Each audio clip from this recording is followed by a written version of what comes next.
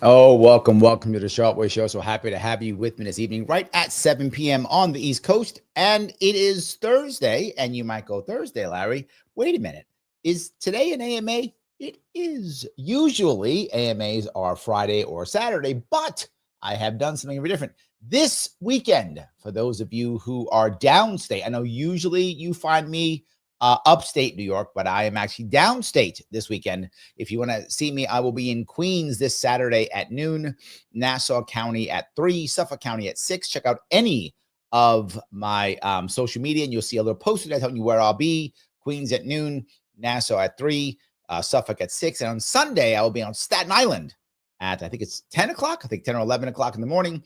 And then I'll be in Westchester at 2 o'clock. So guys, if you want to come see me, if you have me downstate, and usually I'm upstate, I do downstate love too. So if you guys want to come see me, then please do so. So I'll be busy this whole Saturday. And you might go, well, Larry, then why don't you do AMA on Friday like you often do? Well, that's because tomorrow the Sharpe Club returns. It does 8 p.m. tomorrow, having 3 different people on the show to talk about different stuff going on, probably about what we're talking about tonight. But we'll figure it out. We will be talking about some stuff tomorrow, 8 p.m., not 7. Remember, when I put panels on, I go 1 hour later because often the people on the panel are from other parts of the country. So I got to change times for them. So 8 p.m. tomorrow is the Sharpe Club. And because I am busy both Friday and Saturday, and I wanted to do an AMA every single week if I can, today is AMA. So yes, so I hope you guys are happy to hear that. I will be very lenient on questions and comments that I take, but I want to start off as I always do with something. And this part has kind of been bugging me for a while on what's been happening. And it is kind of related to what I talked about yesterday, which of course was the death of Charlie Kirk and how divided we are. Now, clearly we're divided on a left-right spectrum. Clearly, obviously that's true. But I would argue we're also divided more and more gender, male, female, man, woman, far more than we've ever been. And there's data that's recently come out talking about this. Also, that men are becoming younger men, specifically younger men. And when how I define younger men, because my age, I get to define that, right? I define younger people, that's what men and women, as under 30. That's how I define them. If you don't, I don't care. So if you're under 30, you're young. I've just decided that. And it's my show, so I decide that. So that makes you, you're now young. So that's how I define young. And you look at the younger generation, which is Gen Z, basically. And of course, in Alpha too, but Gen Z, they are becoming more divided and, oddly enough, more conservative. You're seeing that happen again and again and again. And this is some data I want to bring up. This is done from, what I'm going to do? No, I don't think I want to use that one. Hold on. This is from Breaking Points. I'm sorry. This is from Crystal and Friends. I apologize. This is from Crystal and Friends and what they were talking about with this issue and doing some data that was kind of interesting.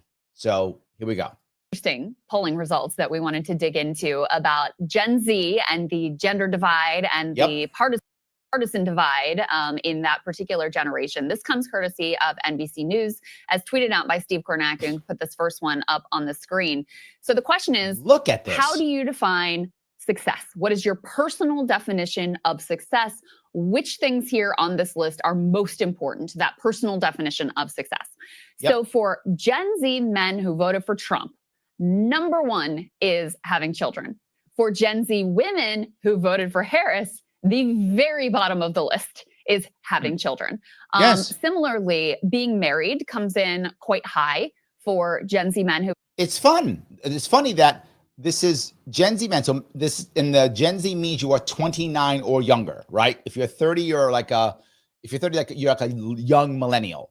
If you're 29, you're an older Gen Z, right? So that's where that goes, right? So you look at this, for those you can see, let me see if I can make it a little bit bigger for some of you. There we go. If you look at this, for those of you who are watching, if you're just listening, you can see men who voted for Trump, 34%, top thing for important for your personal definition of success. 34%. Top, next, financial independence. For women who voted for Harris, meaning the opposite, right? The opposite gender and the opposite politics, 51% is about job. 46, having money, then emotional stability, right? These things are key. Having children and being married, bottom, 6% for each. That changes how people think. That, and you might go, well, Larry, that's not good. I'm not saying if it's good or bad. That isn't the point. You do what you do. I don't care. You want to have kids? If kids don't have, whatever. I don't care. This is my point. The point is, if you were to go back 30 years, 40 years, that would have not been true. There was actually a movie about this. I bring it up often. It was very interesting. It was called Mona Lisa Smiling. And it was a movie about how women in the 60s, they would go to college to find a college man, not to get a degree. That is how much young women were all about getting family. Obviously 50 years ago, 60 years ago, but that's what it used to be. Women were aggressively looking to find families. They said, I'm not going to get a BS degree. I'm going to get an MRS degree. That was the joke, become a Mrs., right? That was the joke that women used to talk about in the 60s. My mom told me that. She's like, the reason why you went to college, when she went to, my mom, obviously, when she went, it was to find a college man. And of course, my mom would have gone to college in the 50s and 60s. And she's like, no, that's why you went. Now, clearly that's not true anymore. Now you might go, well, Larry, why does it matter? Because the men haven't changed. So now you have a problem with younger men versus younger women. They don't connect. They don't connect at all. That's part of my issue. They don't connect at all. What does that mean? It means they're unhappy. Voted for Trump, 29% say that's important to their personal definition of success. Gen Z women, being married is at the bottom with children at just 6%. Let me go through a few more of these because it's interesting. So just keep this up on the screen. So, for both fulfilling job and career, pretty close to the top, like pretty important. No, she's wrong. She's wrong. She's saying that because she has a narrative she's bringing up. And I'm gonna show another piece of the narrative. And the funny part is, this part I thought was very telling because in both cases, this and on The Hills Rising, they both covered this. And in both cases, the man is the right-leaning one, the woman is the left-leaning one. And in both cases, the men accept this as true. They're not judging, just as I am. I'm accepting it as true. And in both cases, the women try to push it off as not being real. And so does she now. Well, they're pretty close to the top. They're not. Fulfilling job or career, 51%. For men, 30%. What that means is women are far more concerned. Young women, again, this is specific. This is for young women under 30 who voted for Harris. Over 51%, heavily focused on job. Only 30% of men of that same age and voted for Trump.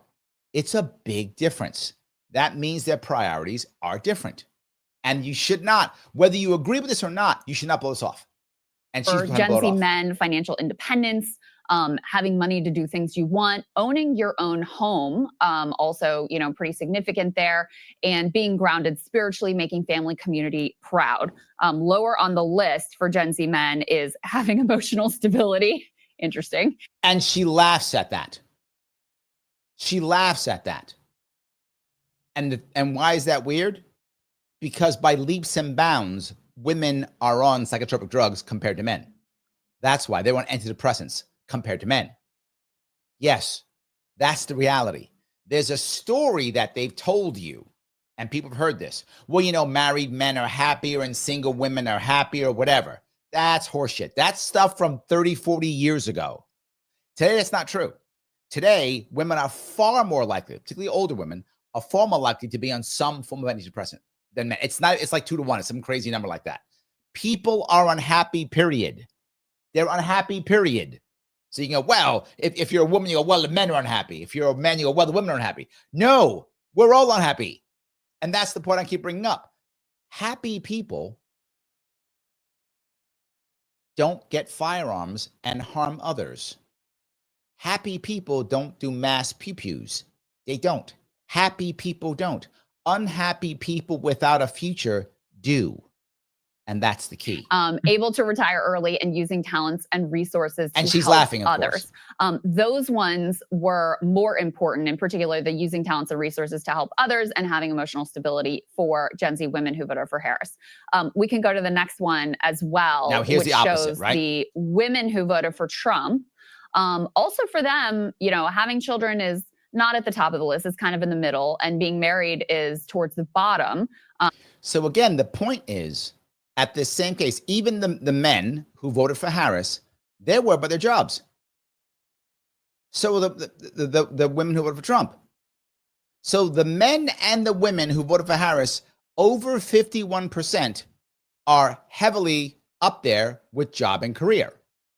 Now, the men who voted for Trump, they're heavily for having children. The women are in the middle who voted for Trump for having children. Why does this matter? It matters because even the men here who voted for Harris, being married is down to 11%, having children 9%.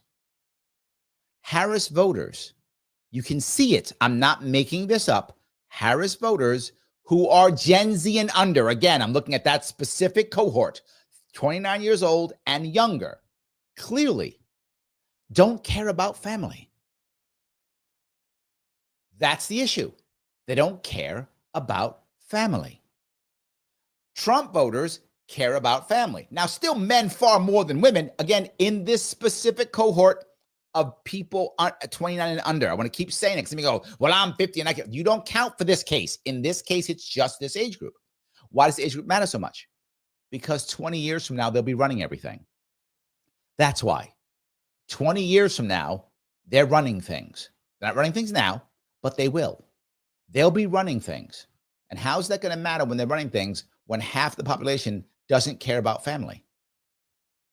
It's a problem.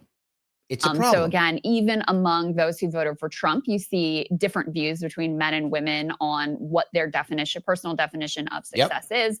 And for men who vote for Harris, their list looks a bit more like the women who voted for Harris, with being married and having children more towards the bottom of the list. And this is why you find people who are not being able to connect. They can't connect. That's a problem. So there's a lot that you could, pull out of the differences here. But Sagar, what was kind of your top line takeaway of what the significance is here? Congratulations. Now watch how Sagar answers and watch how she answers. Again, Sagar's the right guy. I mean, right-leaning kind of ish. He's that one, and she is the left. Congratulations to Sheryl Sandberg. Total lean-in victory. You won. Neoliberalism has officially won. And I think that the results are disastrous. And look, people can do. He's open. He's saying this is a terrible thing, right? I agree. I agree with Sagar in this one. This is not a good thing. Again, not because women want jobs or whatever. Good for you. I'm fine with that. The problem is we can't connect. That's the problem. We can't connect. What they want to do. That's the point of the country. I think, though, this really is downstream to me of a lot of policy and also of culture. And the culture over the last 15 years, particularly my generation. And so, I guess Gen Z as well, who've been really inculcated in this, even more so than people like me, has been, if you work hard, you can get what you want and you can do whatever you want to do. And this is really driven by influencer culture as well. Influencer culture shows that completely. Absolutely. There's even a term for it, like little treat culture, where people, because the big things in life are. And I've been bringing this up before. And when people get upset and go, why aren't they trying to save their money to buy a house? Because they don't see a future. So why bother trying to save to buy a house? I'm never going to own a car. I'm never going to own a house. So you know what? I might as well go have myself a $16, avocado toast and latte because I'm never going to get. So I just keep giving myself treats. So unaffordable. They're constantly chasing little luxuries like nice bags or a watch or any of this other stuff. And there's nothing wrong with any of that as long as you have your bigger bases covered. But the bigger bases are so unattainable that they don't even look or desire or even consider as important any of those things. And so they really focus a lot of their stuff on hyper consumerism, travel, Instagramification, etc. And so, without even making it like a political point, because I do think it's important to say, you know, even Gen Z women who voted for Trump, having children is down there at the bottom. Being married, it's not the bottom, it's the middle. It's only like 20%. Number one is still financial independence and fulfilling job career. All I can think is, it's just like total neolib economic utility victory. And that's what it is. It's the concept of family for younger people, particularly younger women, doesn't exist. I mean, I'm exaggerating. It exists, but it's small. Most people who are looking for family don't get it. They don't want it. Then you have young men who are angry and see no future. What do? Violence. What do women do? They go on TikTok and they say horrible things about people who just got killed. And I don't think it's how it should be. Yes. You know, I'm not going to tell people how to live. There's a lot of data basically. It says if you get married and have children, you're going to be happier, you're going to live longer. You as an economic and family unit are actually going to be more successful. You find women all day long screaming about how hard it is to live out here. And you have young men going, well, then move in with me. And they're like, well, I won't because I care about my career. I don't care about family. And the man's like, I want family. You're going to make more money. You're going to have a lot more fulfillment throughout your life. Generally, that's what all of the data tells us. But the kind of hyper individualism that we have chased with consumerism as a society has driven us here. Yep. I blame culture, but I really blame the economy as well, because these are the things that are rewarded, our debt structures, and we're turning into Japan. We're turning into Japan, where everyone. And that's the point. Japan, they literally aren't dating anymore. They aren't having sex. Their government is going crazy trying to find ways of getting, like, men and women get together. Please, we'll pay you. Do anything. Have children. Have babies. Get married. We'll give you money. Please. They're begging. And the men and women are like, no. Women are like, I care about my career. I don't like men. Men are like, I don't care. And men are getting literally, you know this, they're getting AI girlfriends. Like, I just have an AI girlfriend. I don't even want a regular woman. I don't want one. I don't want one. If you hear women talking, they talk constantly about what can a man bring to me? If he can't bring financial to me, I don't want him. You hear this all over the place. Then why bother? As an individual worker, having children or being married is just very low on the totem pole. A lot of women there, because of the hyper patriarchal society, have no desire to be in a relationship, because if they are, they'll just be told to like stay at home. So they just don't get married. They don't want to have children. They don't get married. They don't care. As a burden. And that's how you end up a replacement rate of 1.2% and stagnant growth, even though you're one of the greatest, civilizations in the history of the world. He's not wrong. So it's really sad to me, actually, but there's a lot of people to blame for it. I wish it were to turn around. I want to temper your sadness a bit, because I will say she will dismiss it. She will dismiss it. She's like, we're doing fine. And she's saying that because this is the thing. And in both cases of these women, she has a younger husband. And when I go over to the other side, same thing. Same thing. She doesn't have an older husband. She has a younger husband. Yes. The way this is phrased, like, is this important to your personal definition of success, right? Obviously, I'm a mom, 3 kids. They're the most important thing in my life. If you were to ask me if, like, just the act of having kids is my definition of quote unquote success, I'd say no, right? Having kids that Good are, question. having my kids like happy and thrive and doing well in the world, pursuing the things, that I consider it core to my. Yeah, but you know exactly what the question's about. That's the issue. You know what the question's about. That's the issue. This is misleading. All right. So I wanted to show you that as a concept, and one more small piece that I'll bring up also, if I could, and then I'll get out of it. But I do want to cover this one up. This was this was The Hills Rising. And of course, what's funny is it's a similar setup. It's the woman who supposedly is on the left, and the guy who's supposedly on the right, talking about exactly the same thing. Gen Z men and women. It was conducted by NBC News, asking those aged 18 to 29 what was most important to their person. Yeah. Phil pops up and says, thank you for $2, Phil. Religion was seen as a female domain. That's changed. Absolutely. Absolutely true. You find a lot more men converting, a lot more men coming into play. I completely agree. It's true. Yep.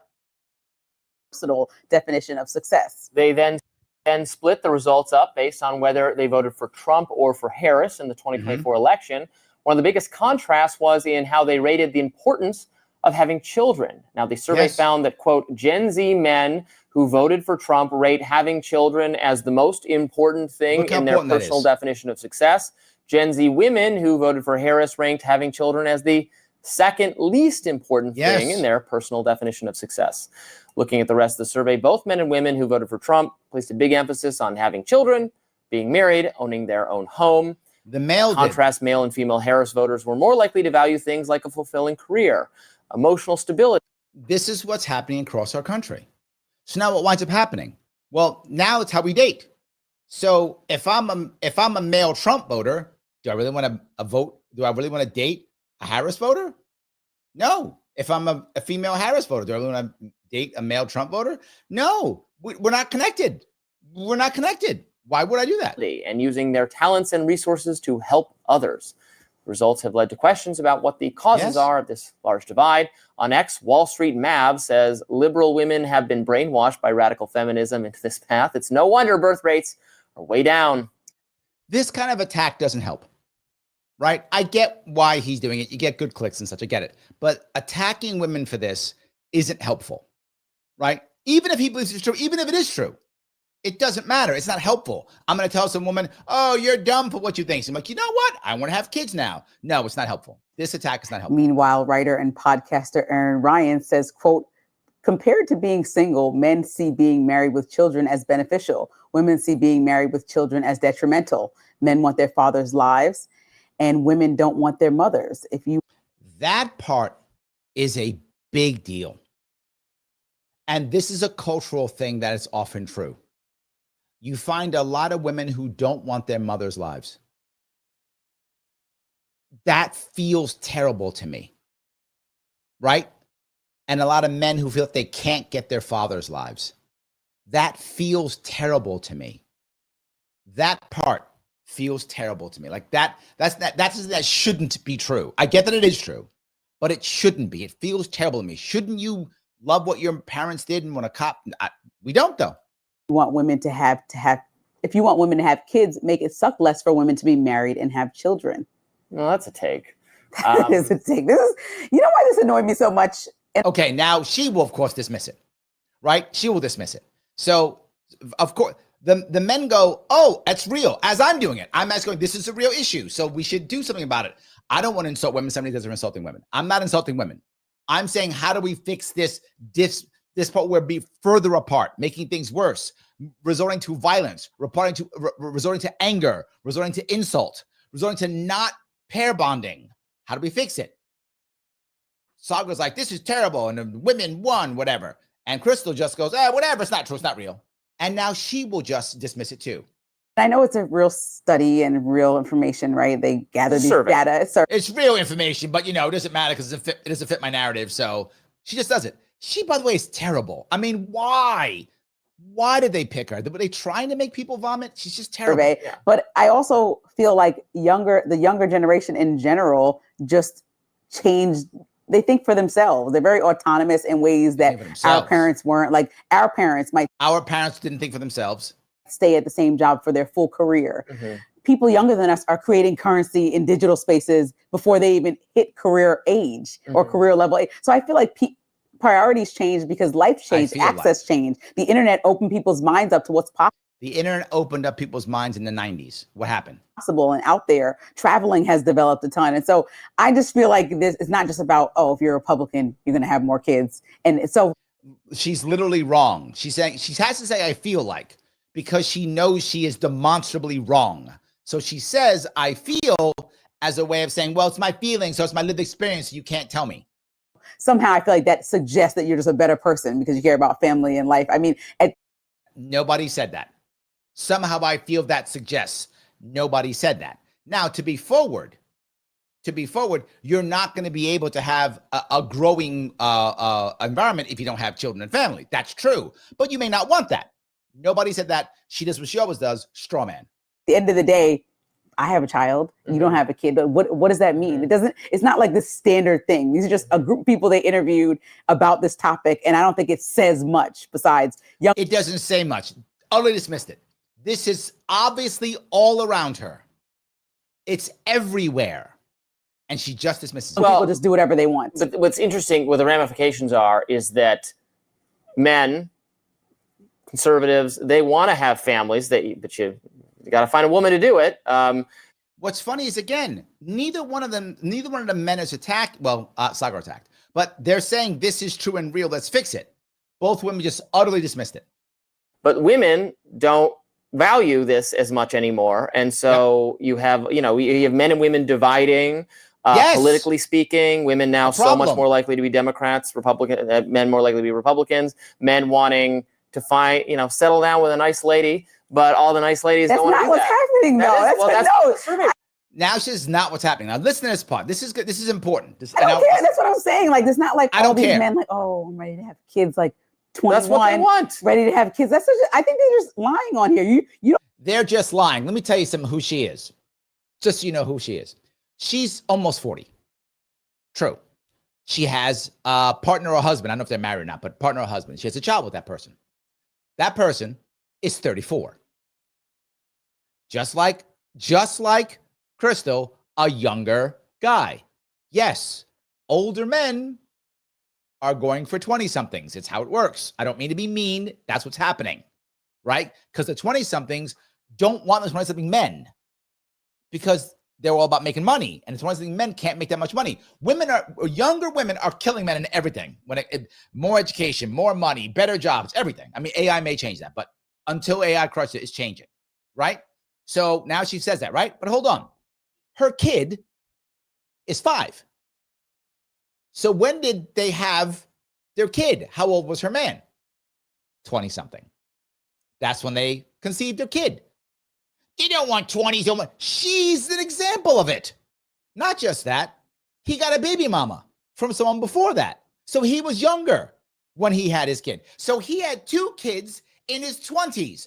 The man she is currently with had 2 kids in his 20s. And she will sit here on the internet and announce men in their 20s don't want kids. The dude you're with does. Your lived experience is literally what this says, and she will say no.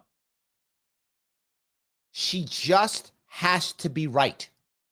It doesn't matter if it's logical, the data is there, and it doesn't matter if it's in her own household. If you think I'm making it up, do your own homework. She literally has 2 children, both from her current man. One is her child, one's his from his previous relationship. I don't know if he was married or not. I don't know, but previous relationship. And he had both of them in his 20s.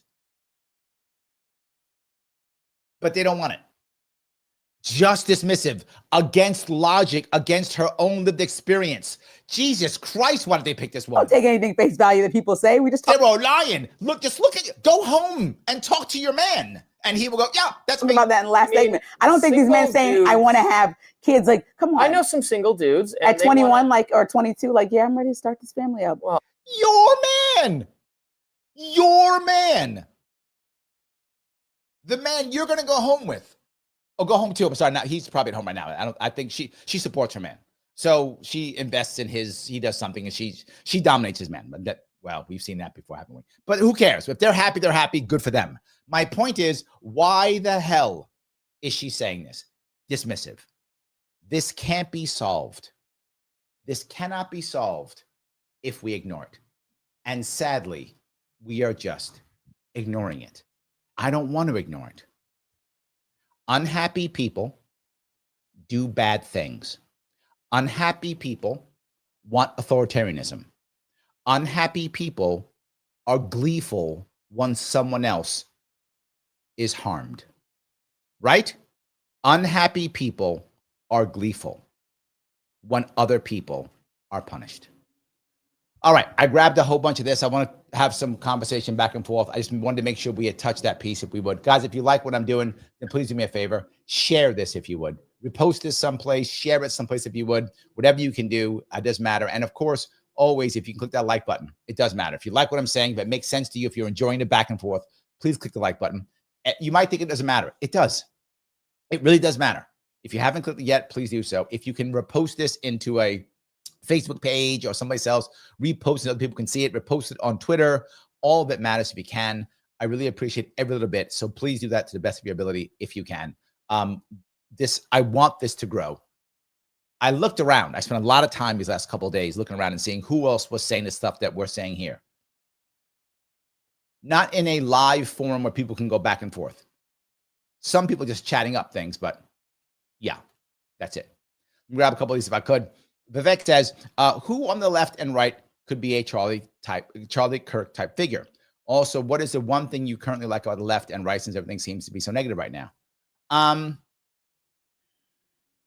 It's a tough one, because as I talk about often with the left and right people who are successful online, most of them follow one of the two tactics.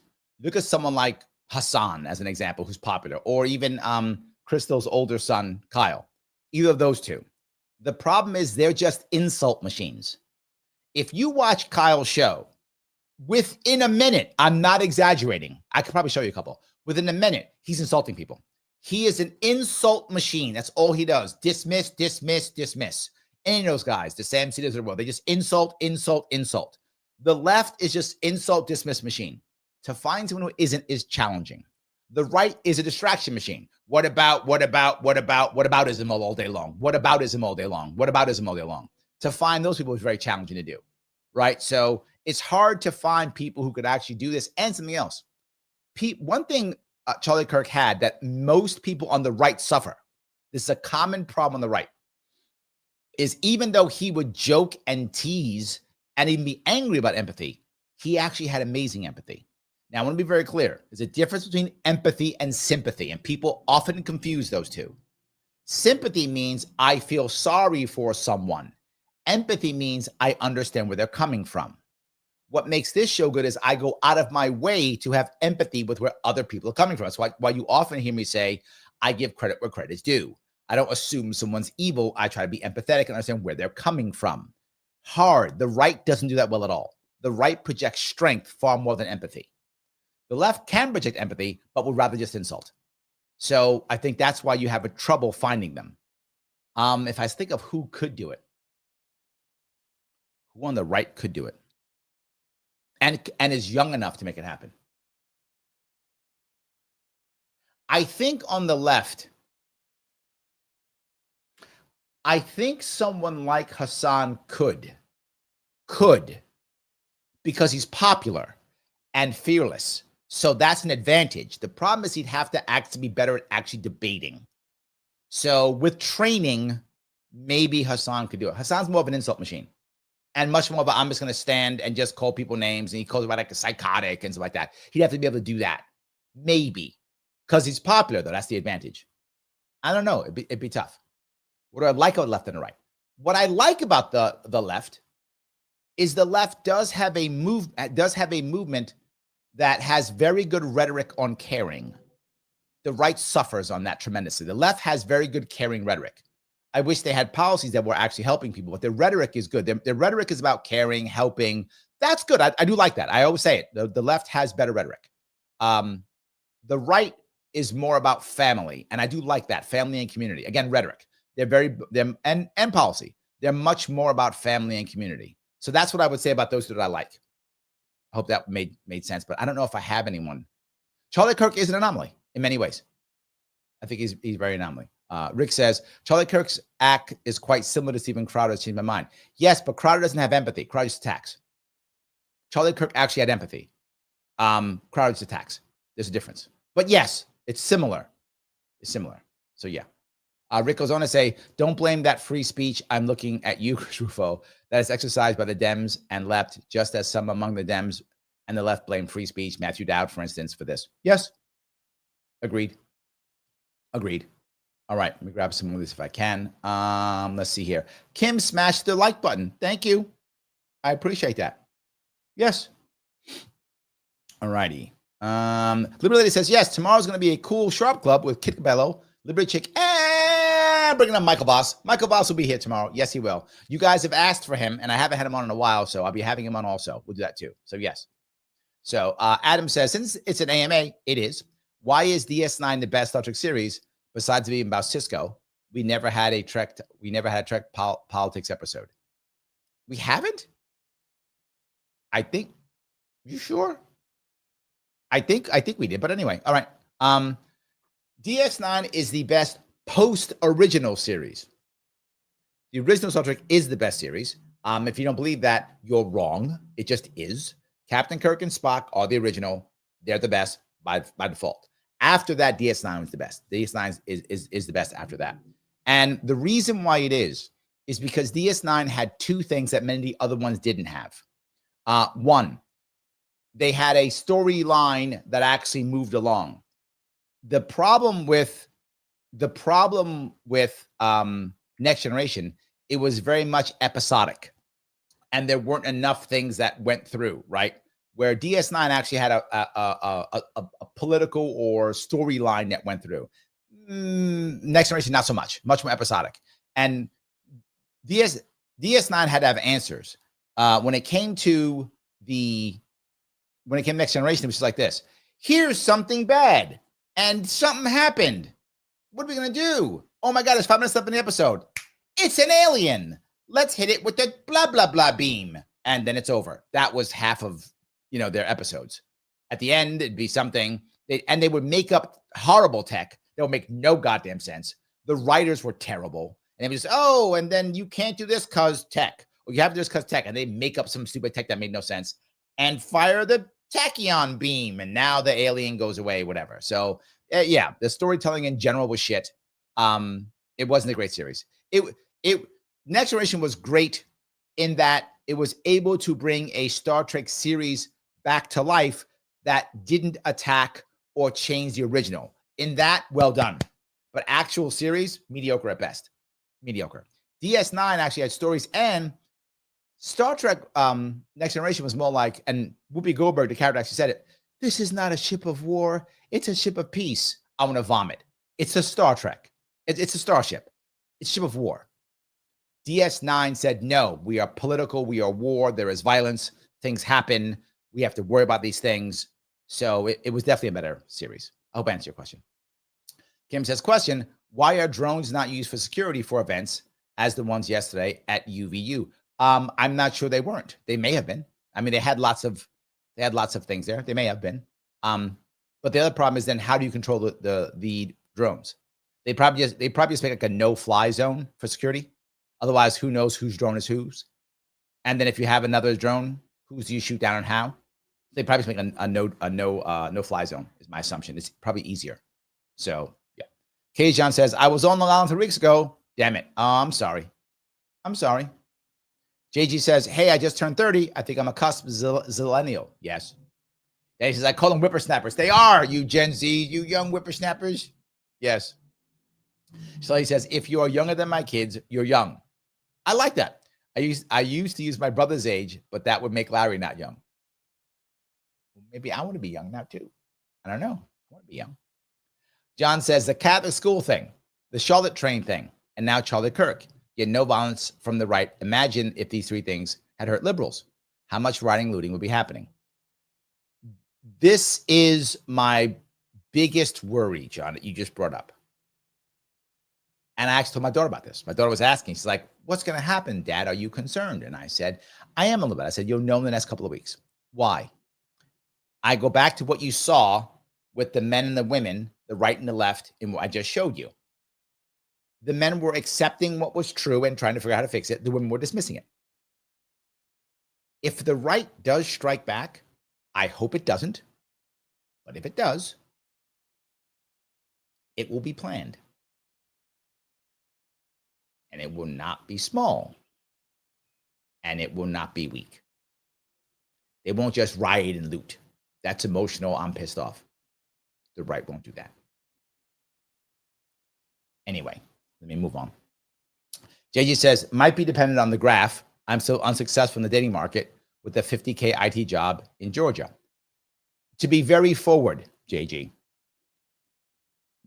for many women, 30 and under, they're making that themselves, if not more. And because statistically, who knows your specific group? I don't know. Statistically, women are more educated than men under 30. There is no wage gap under 30. That's not a thing. It does not exist. Not in any way, shape, or form.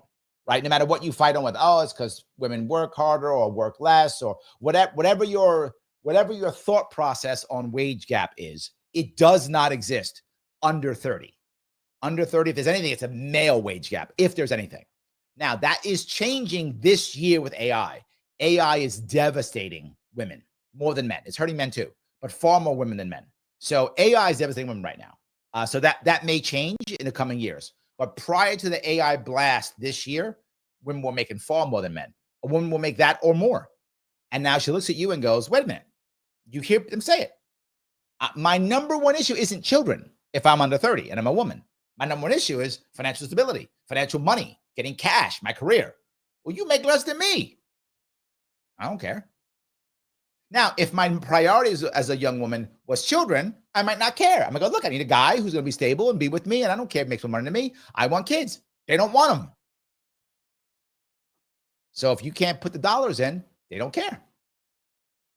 That's the issue. So that's the problem.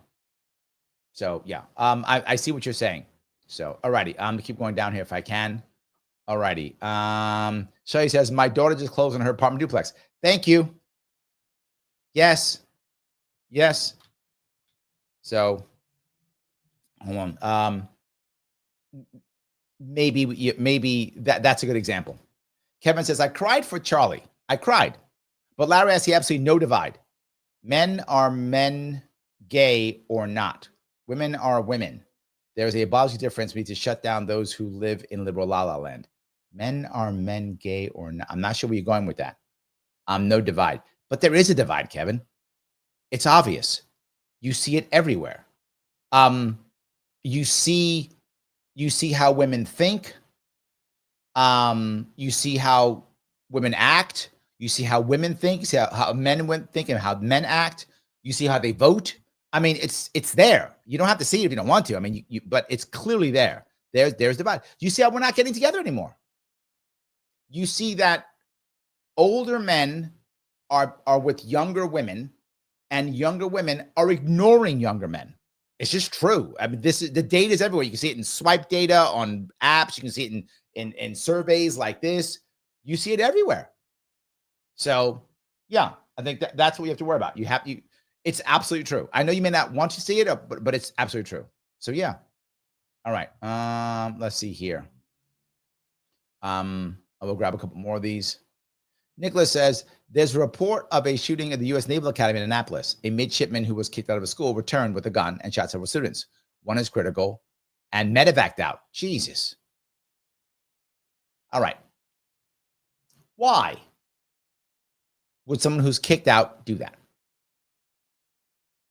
It goes right back to my point. Right back to my point. And that is, when that guy got kicked out, he didn't think to himself, damn it, okay, now I have to go do this thing. No, he got kicked out and he thought, there's nothing for me now. This is very similar for those who saw that movie from the 80s, An Officer and a Gentleman. You saw that movie. It was Richard Gere and Louis Gossett Jr., for those of you who remember that back in the day. And he's trying to become a naval officer. And of course, Marines train naval officers because Marines train everybody because we're the best trainers. Yes. So Louis Gossett Jr. is like, you should leave, ring the bell, leave, you're out. And he's like, no. And it's like, why won't you just leave? And he goes, because I don't have anything else. Richard Gere's character says, I'm not leaving because I don't have anything else. I got nothing but this. So I'm staying no matter what. I'm never leaving.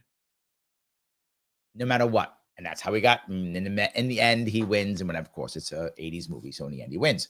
But the concept's the same. That guy, and I don't have to know this guy. I just know how it works. That guy thought, I got nothing else. So I'll come back and go out in a blaze of glory. If he honestly believed he had some other option, something else out there, he'd have gone to that other thing. That's what he would have done. He didn't. He thought that's the end. It's over. I'll show them. And that's what he did. So yeah, I know that sounds horrible, but it's true. So, all righty. Phil says, also to JG, I think a crash is inevitable. I don't think it's necessary. Federal Reserve and government spending have propped up a bubble. Hopefully we can return to solid fundamentals. I hope so. I hope so. I do. I hope so. All righty. Let's see here. Kevin goes on to say, Larry, I'm angry. I thought horrible things yesterday. Yep. But now we just want to talk. I'm glad. How did our society come to this? And I understand Charlie said divisive stuff, but he was a guy who wanted to talk. I will tell you why. And this is going to sound horrible, but it is true.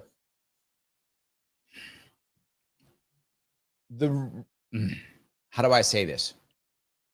The reason why he was targeted, Kevin, is because it was working.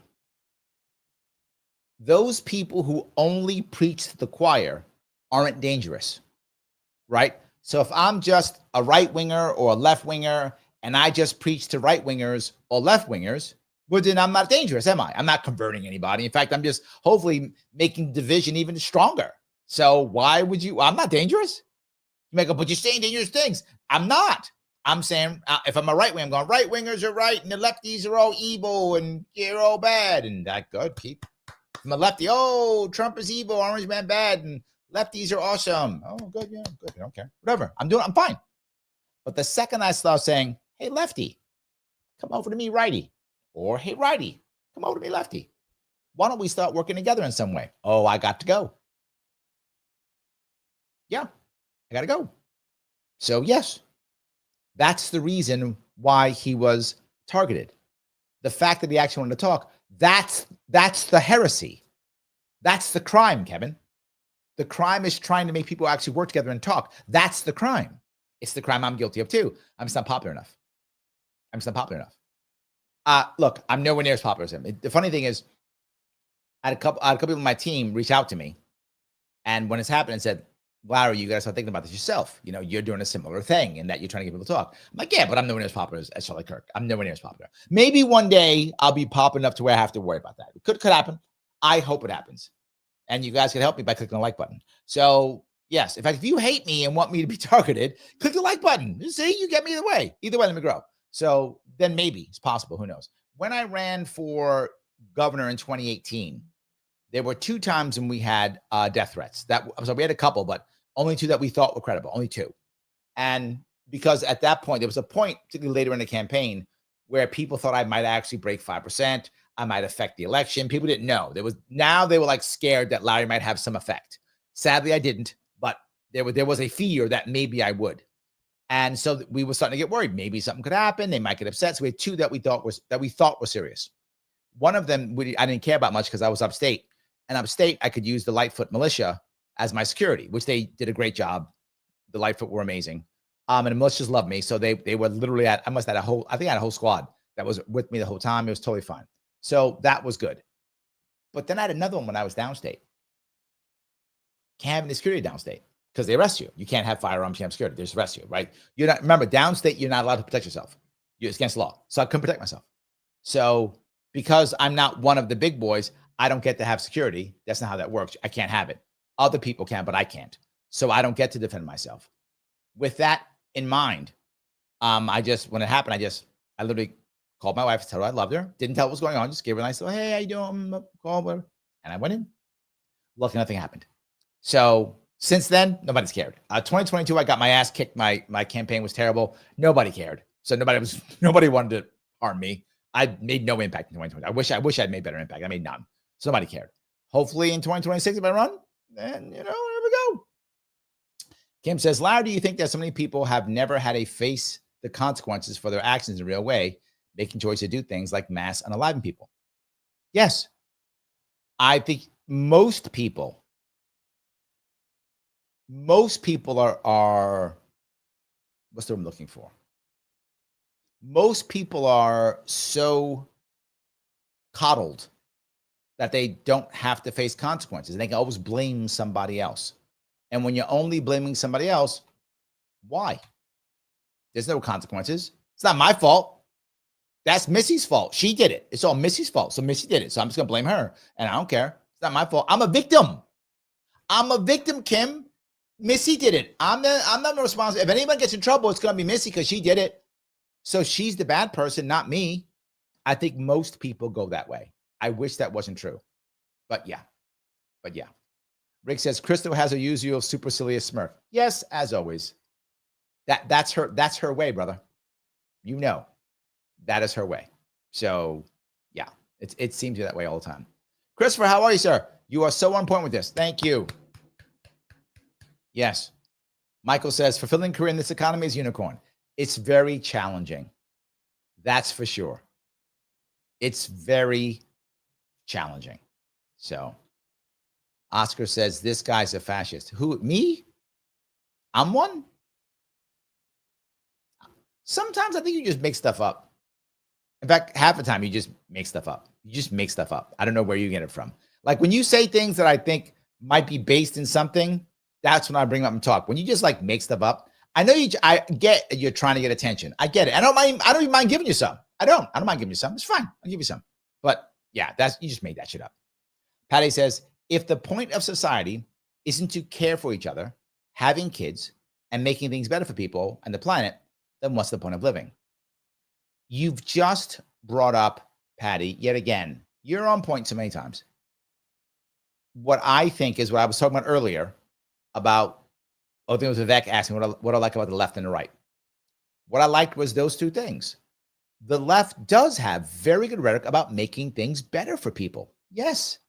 And I think, to be forward, I think many people who are actually left-leaning, not the politicians, many of the people who are, actually do want things to be better. That's why they lean left, because I think left people, they care. They want things to work out well, and they want to take care of the poor. And so, see, I'm left because I want to make things better. And I think the rhetoric is good. And I think many people who actually are, again, not the leaders, the average person on the ground, I think many of them actually feel that way, Patty. And you meet many of them, I'm sure. They actually do. They care about this. They want to make stuff happen. I love that part. And when it comes to the right, they care about family. They care about having kids. They care about church and community. Yeah, I love that part. I wish we could have both of those. I agree with you. What are we doing? The problem is many of us, there's a reason why pride's a sin, Patty. I bring it up often. There's a reason why pride's a sin. Because it is a cancer that destroys people, families, and communities. And I've seen it happen 1,000 times. Pride destroys things, destroys people. And when I'm so proud, well, I can't hang with you, Patty, because I got stuff to do, because I'm more important than you, because I can't do that. Because I'm doing stuff and I'm important, because my family. If my partner doesn't want what I want, then my partner's got to go, because I have to be. I've got to choose me. It's a common thing, more and more common. And the more you see it online, the more it becomes common. And that's what it is. I think it's pride. Don't get me wrong. We should all have a level of pride. But again, pride should be for things you've achieved. And you should have a level of it. But there's such thing as too much pride. And you can see it when others have to suffer. You've gone too far in whatever pride you have. So, yes. And sometimes this goes back to the earlier piece that Kim was bringing up. Too many people haven't fallen down and had to take the consequences of their actions and go, wow, you know what? I got my ass kicked. Maybe I shouldn't be so prideful. Many of you know my story. I've had my ass kicked more than once. It's why I don't mind talking to anybody. Patty, you've seen me. I will speak to anybody. I don't care where they're coming from, what they're doing, because I've had my ass kicked. And I've also watched my mom get her ass kicked. People wonder why I always go to small diners. I go out of my way to go to small diners. Out of my way. Why? Those are the people who gave my mom a chance when she got out of prison. She was a felon. Most people wouldn't hire her. You know who would? Diners. And let her be a waitress. And she can make money and pay her bills, do all those things. So yeah. She had to swallow her pride because of what she did. She had tons of pride. And pride is why she fell. That's my mom fell because of her pride. She wouldn't give up her house. She wouldn't give up her cool job. And she fought. And eventually it got her into a spot where she was not happy. And she paid a very high price for that. But once she fell, oh, that humbled her. And while that sucked, it was the best thing for her in a relationship, because after that was done, we had a great relationship. My mom was clean for the rest of her life till she passed. And her and I actually had a very good relationship when she passed. And my daughter, my oldest daughter, and her had a good relationship also. So as much as it sucked, it was good for her. And when I got my ass kicked in 2010, as much as I hated it then, Patty, and I hated it then, hated it. And I brought this up before. You guys know I said it. I contemplated suicide. It was so terrible. Best thing could happen to me. I said that now. I did not say that then, Patty, when I was getting my ass kicked. Looking back, it made me, in the long run, a better person. I'm a better person because of that ass whipping. So, what's the old saying? Sometimes you need an ass whipping? I needed one. So, no more. I'm done with it. I learned my lesson. No more. Anyway, Phil says, love you guys. This is a great community. True. It is. Yes. Absolutely. So, all righty here. Rick says we have a good thing. That's true. Yes. Oscar, you yelling at capitalism again? Why do you keep yelling at capitalism, dude? Every time you come here, you just yell about capitalism. You don't say anything that makes any sense about it. You just go, it's bad. People die. Yes, you're not wrong. People die under capitalism, and they die under communism and socialism and monarchy and all the things, right? When you have horrible people at the top, bad things happen. It isn't because capitalism, right? You look at socialistic countries, they have death and destruction too. It isn't just that. This is, you're just mad. You're like, I'm mad. So you're like those women that I just showed that just go, I'm going to ignore the facts because I'll ignore them. Yeah. Not how it works, brother. Not how it works. So Shelly goes, absolutely love the Sharpies and Larry. Oh, thank you. I appreciate that. Kim goes, fix it by ignoring it. All the hoopla about it only keeps people stirred up. All right. You have to have policies, or you have to have a culture to where we get together again. That's the issue.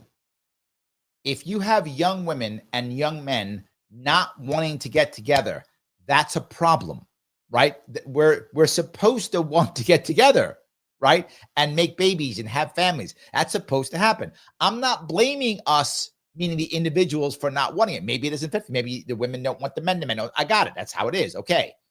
But then let's work on that so that women do go, oh, I do want to hook up with these men and have families and have commitment. And men go, I do want to be with these women and hook up and have families and have commitment. I think we should try to work on that, is all I'm saying. So, yeah. Anyway, Patty says, I love all of you, even if I don't know you all. Thanks for listening. Oh, nice. I appreciate that. All righty. Christopher goes, man, they might as well have put Whoopi Goldberg on there. I know, she's terrible. Yes, 100% terrible. I don't know why they picked her. I'm wondering why. Like, she's now permanently there. Well, the other dude was good. That is a Scottish dude who was there. Niall, is that him? Niles, I think. That guy's good. And he's a lefty too. He's a lefty, totally lefty. Yes, absolutely. Patty says, my 4 kids in their 20s refuse to have kids. No. Yeah. Yeah. You're not alone, Patty. Your kids aren't alone. They're not oddballs. They're common. Lots of kids their age think the same thing. My daughter said she couldn't send one to school and have them die. They're all afraid of today's climate of anger and fear. I hear that all the time. Again, I don't blame them, Patty, but I hate it. It's our fault. And when I say our, I mean those of us who are making this environment. It's our fault. We should have fixed it. And then Jan says, better jobs. True. I would agree. Better jobs. And not just that. Better opportunities in general. Right? I don't want it to just be jobs. Yes, jobs, but also opportunities in general, opportunities to grow, opportunities to make business, opportunities to go to school, opportunities to have nonprofits, more opportunities. That's the key piece. So yeah, Shelley says, this is my commandment, that you love one another, that your joy may be full. Oh, Jesus. Yes. I like that. What did Gandhi say? I love your Jesus. I just don't love all the people who say they speak for him. Yes. There we go. Yes. Oscar says, Larry, U.S. military industrial made money bombing kids and weapons for bloody regimes like Israel for capitalism. True. And do you know what weapon is the #1 weapon of war across the entire world? Not the AR-15, not the Patriot missile, the AK-47. True. And AK-74, AKs in general, #1 weapon. In fact, the AK-47 is the only weapon that is literally on the flags of nations. Do you know that? You know who doesn't sell the AK-47 or AK-74? United States. You know who does sell those two weapons? Russia and China. Yeah. China is officially socialist, I guess, right? A communist, whatever they are. They say they're communists, so they're communists. They're not capitalists, or they say they aren't. Russia was selling those weapons when they were the Soviet Union, which was socialist or communist. Huh. Weird. It's almost like it doesn't matter what type of government you have, that you still might make money on selling bombs and weapons for people to bloody regimes. Weird, isn't it? One of the most common tanks is a T series across the entire world. What's called the MBT, which is the main battle tank, called the MBT for most countries. Most common one, T series. In the world, most common T series. Who sells T series? Oh, that'd be Russia. And who sold them in the past? The Soviet Union. Yet again, dude, I like how you want to yell. You just make shit up and call people names. You just made it up. I'm not saying you're wrong. USA does do that. And so does every large country that has weapon systems. Of course, the French sell. I mean, not as much, but they sell. Yeah, they do too. But the biggest weapons dealer on the planet actually isn't America. It's China and Russia. They're bigger. So yes. So 100%. All right, let me see if I can go here. Walk down this road. All righty. I appreciate that. You guys cover a lot of these things. All righty. Shelly says, the Democrats hollered during a moment of silence for Charlie Kirk. Yeah, look, they shouldn't have hollered. True. But also the Republicans shouldn't have, that was inappropriate. He's not a politician. He's a dude, right? The half-mast thing. Look, I get Charlie Kirk was, maybe it's a better way. I totally get that Charlie Kirk was, and still will have, so I'll say is, a lot of influence, or has a lot of influence in America. True. It's obviously true. I'm not fighting that. But to now make him like half-mast, I hate all the half-mast stuff unless you're like really like the governor passes or something like that. We do half-mast just now, fights a half-mast because there was a shooting, so half-mast. Wrong reason. And that was also, it was inappropriate for them to yell and inappropriate to even ask that thing. She's just been a normal thing, yes or no, have a vote, move on. And I hope they would have voted no. You should not do that every single time someone you like gets harmed, right? It doesn't make any sense. So, yeah. Yan says, Larry, take off the sanctions of socialist countries. Why? Oh, I know why. Because the way socialism can work is through capitalism. Right? Socialism, you shouldn't need capitalism for that. You shouldn't, right? If socialism works, you need capitalism for. You don't need it. Every time someone who likes socialism brings this up, all the time, will they be successful if you take the sanctions off? Why? I thought you said socialism works. You don't need capitalism. That's capitalism. So you want them to be capitalist, right? Yes. Well, then let's say capitalism then. Just say that. There we go. Easy day. To go facts for the $5, thank you. The dissolution of the Second Amendment is inching closer and closer. Seems inevitable. Sooner or later, younger voters will vote to a nullification. I have some hope, Duke. I do. And the reason why I think we have some hope is you are seeing younger people become more conservative when it comes to the Bill of Rights, more and more. So I do think it's possible that we may save it. It's possible. And the data is showing, as you see it happening, if you've noticed, the Second Amendment's winning in many places. Basic constitutional carry is winning in more and more states, and the world isn't ending. And that's the issue. I've been saying this before. I talked about this before.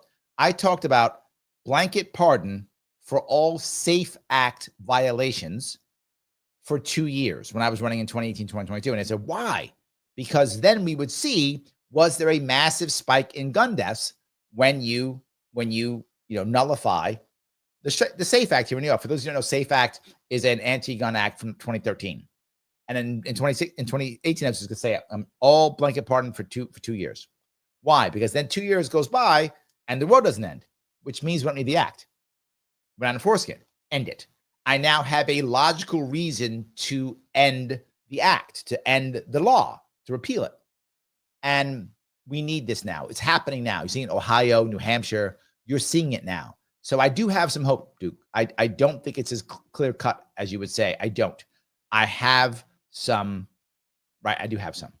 So anyway, Adam says, we have spoken about Star Trek, but we never had an actual episode comparing actual political systems to Trek political systems. P.S. The pilot original episode kills your original argument. The pilot original episode. What do you mean by that? You got to help me on that one, Adam. I don't know where you're going with that. I'm not sure where you're going with that. But yeah, the politics of each of them is different, right? If you look, the politics of Next Generation is much more like, we don't need money. We just do things because we love each other, which is, yeah, not how it works, but yeah. Phil says, Larry, Queen Kathy said black people shouldn't spend all their inflation check at the liquor store. Well, there we go. See that? Don't do that, black people. They should be learning how to swim or to use computers, right? Yeah. She cares, Phil. Why do you hate black people? She doesn't. She wants us to swim, and she wants us to learn how to computers, because she said there's black kids in the Bronx who don't know what a computer is. I don't. Yes. I have to have my white friends do this for me. I can't do this without it. I'm black from the Bronx. I can't do this. You guys think Mike Voss knows computers? He doesn't. He's black from the Bronx like me. He doesn't. He has white friends who come help him out. And that's how we do it. Yeah, it's all a scam. White friends do it for us. Liberty says, another one of my podcast bros is at Charlie Kirk's vigil right now, around the corner from me right now. Very nervous about violence breaking out there. It's being held by Duval GOP, Duval County, I assume. Yeah. No, people are getting mad at this. And remember yesterday when I told the left, just shut up. Just walk away. Just let people grieve. Just let them. You're not helping, right? You're not helping. Where I'm going to go virtue signaling and I'm going to get some clicks online. You're going to get more than clicks. You get more than clicks. You're going to wind up getting visited by a gentleman with a long-range hole puncher, and he might want to punch some holes. That's going to wind up happening. You don't want that. Walk away. Just walk away. So yes, Phil knows. He said, I figured I would share this with Larry because he's unable to use a computer. It's correct. I cannot.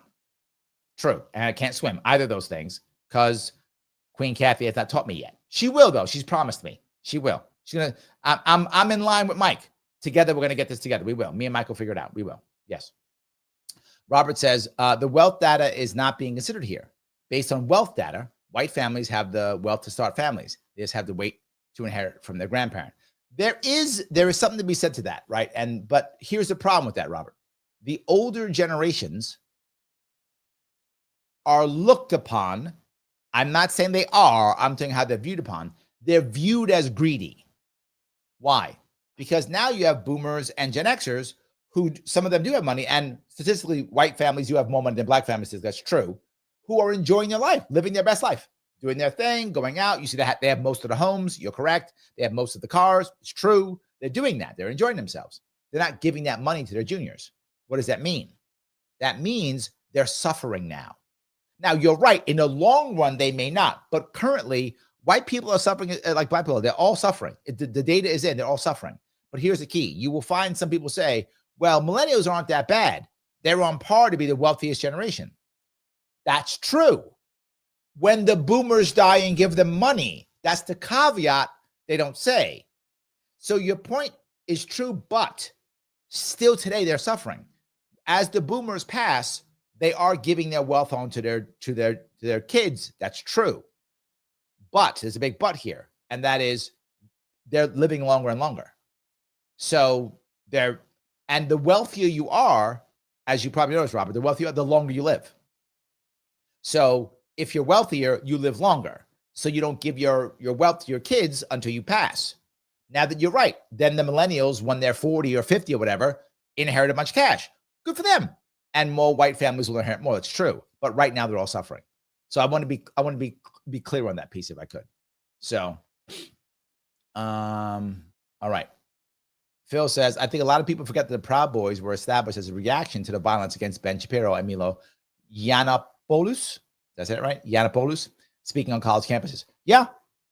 Defense. Yes, that's true. Absolutely. Robert goes on to say, black families, on the other hand, are set to inherit poverty.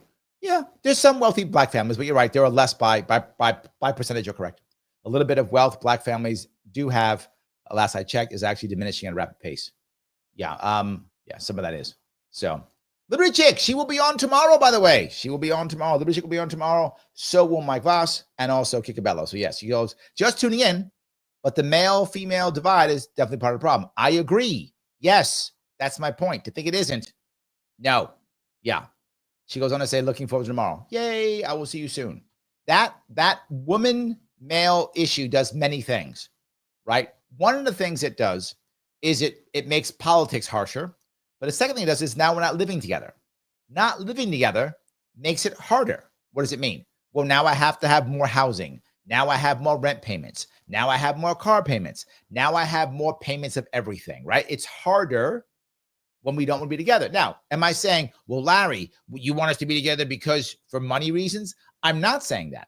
I'm saying the fact that we're not together is making money harder. So we have to find ways for us to want to be together, because then we will have better financial outcomes.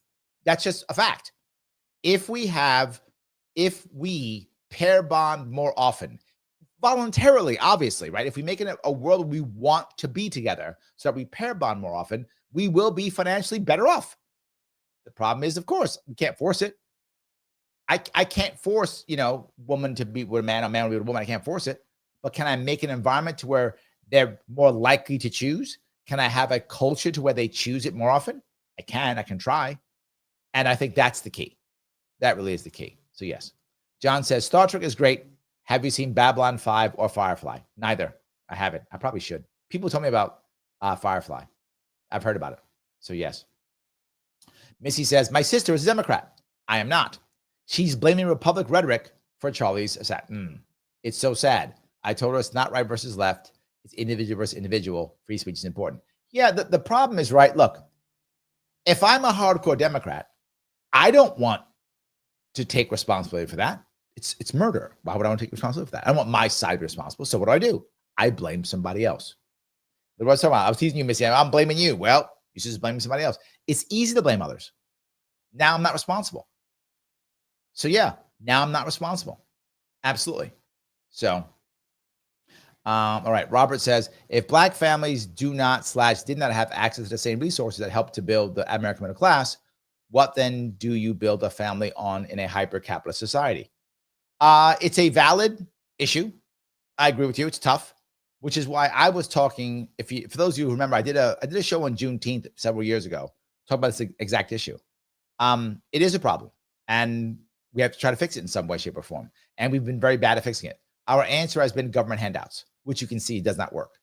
The way that you fix it in a hyper-capitalist society is you give hyper-capitalist advantages. That's how you do it. So yes. All right. If I walk down this road, so many of these. Kim says, the problem we have started in the broken homes, and by broken, I don't necessarily mean one-parent homes. True. Broken home doesn't have to be one parent, but it often is. But you're right. It doesn't have to be. Broken families make broken communities, make broken nations. Absolutely true. Yes. Joel says, I heard a person say, Charlie Kirk wasn't killed for what he was saying. He was killed because our kids listened to him. That is 100% accurate. He was being effective. It was actually happening. It was working. That is the issue. That's accurate. Yeah. And that's the sad part, right?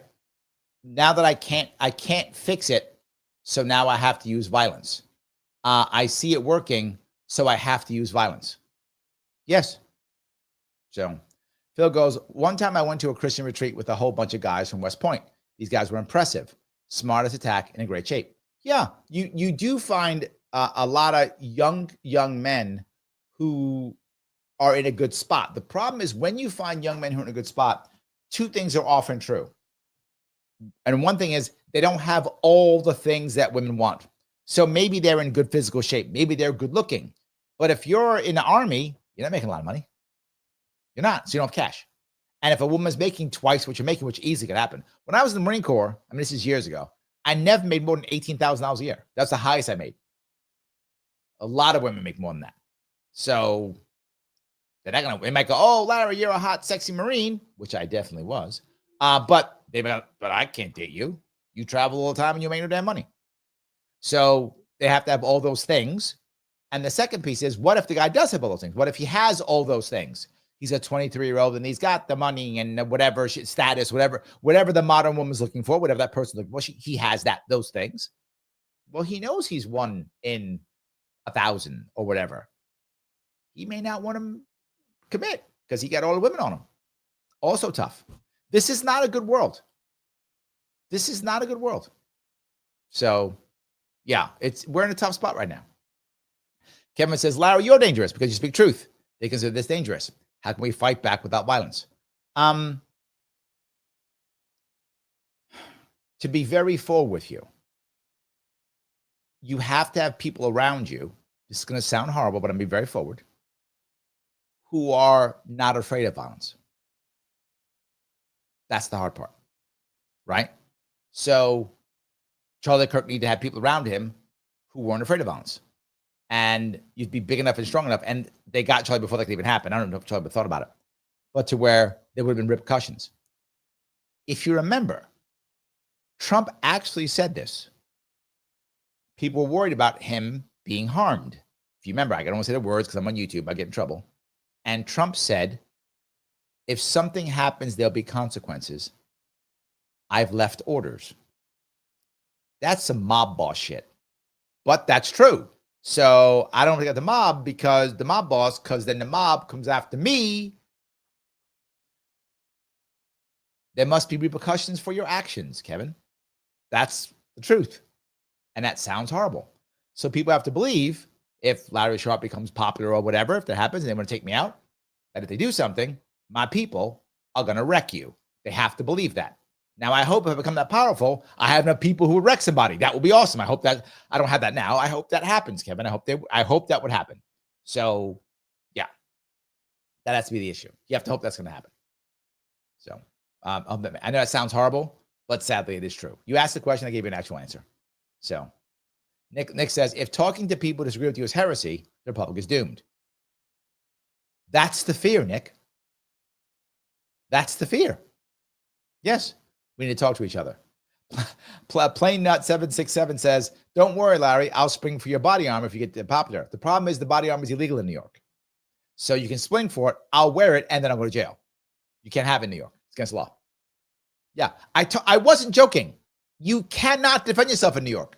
I wasn't making that up. You can't defend yourself. It's against the law. You can't body armor in New York. It's against the law.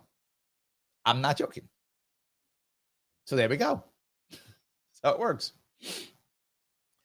Joel says, Candace Owens from 5 years ago could have taken over Charlie Kirk's place, but today Candace Owens has gone crazy. I'm not sure. Candace Owens, no, she's not that good. Empathy is something she does not have. You have to have empathy to be him. And her empathy is very weak. She does not have good empathy. So, no, it doesn't work. Yeah, it doesn't work.